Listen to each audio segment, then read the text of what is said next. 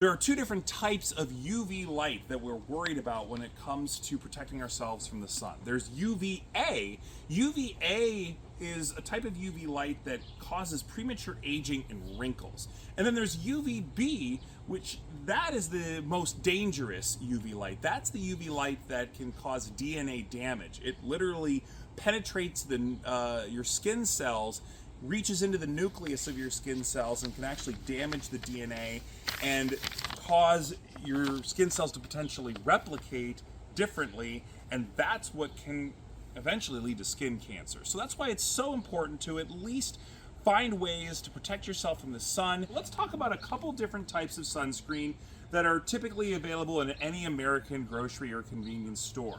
We have what we call sunscreens. That's what the majority of the stuff that you're going to find in the store will be. And we have sunblocks. They are actually a bit different and work differently. But they provide the same amount of protection. So whichever one you choose really doesn't matter. It's choosing one at all that matters the most. So let's talk about sunblock to begin with.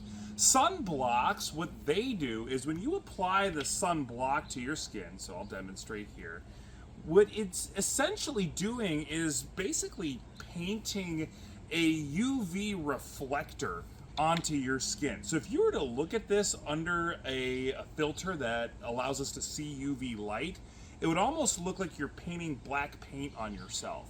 What it's doing is taking all of the sun's rays, bouncing them off your skin so that it doesn't burn you. And it uses a couple different minerals to do that. One of the main minerals you'll find in a sunblock is zinc oxide.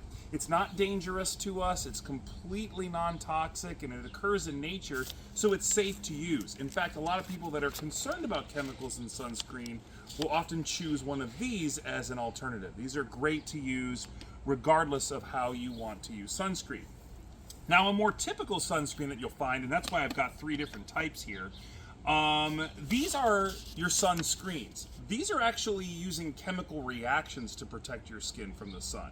So on the back of our sunscreen here, we have several different chemicals that react with UV light. So instead of reflecting the UV light, it absorbs the UV light, reacts with the UV light waves, and then basically turns the UV light into heat. And then that heat dissipates away from you, and it's harmless, and it's so little heat you don't even actually feel it.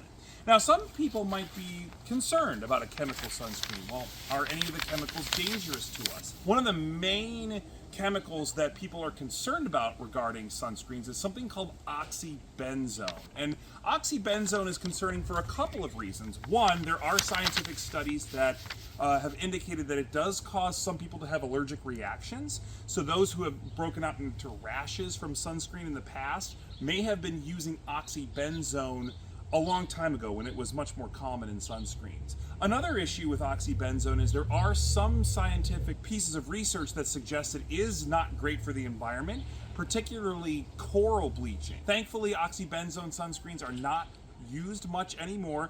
In fact, you'll even see a lot of sunscreens will even say free of oxybenzone. One last thing though, it is important to reapply, because even a sunscreen that claims to be waterproof or sweatproof, it only lasts about 80 minutes, and even less if you're really sweating or if you're spending your entire time in the pool. Even if that means wearing a hat or any sort of protection to just physically cover your skin when you're outside, that's one of the best ways to stay safe out here in the summer.